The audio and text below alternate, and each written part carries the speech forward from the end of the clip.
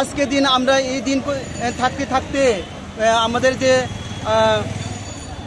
Mid day meal কর্মীরা দিনের 50 টাকা করে, দিনে 30 টাকা করে কাজ করে করে ডিউটি করে আমরা এতদিন এত বছর আয়া করছে।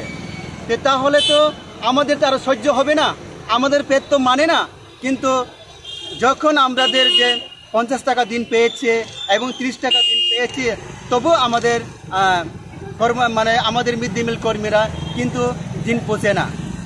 যার ফলে আজকে আমাদের যে দাবিগুলি নিয়ে আজকে আমাদের শিক্ষা ভবনে আওয়ার জন্য আমাদের যে সারা ত্রিপুরা মিড ডে মিল কর্মীরা সবাই আসার জন্য প্রস্তুত করা হয়েছে। যে আমাদের মিড ডে মিল কর্মীরা এতদিন এত বছর 1500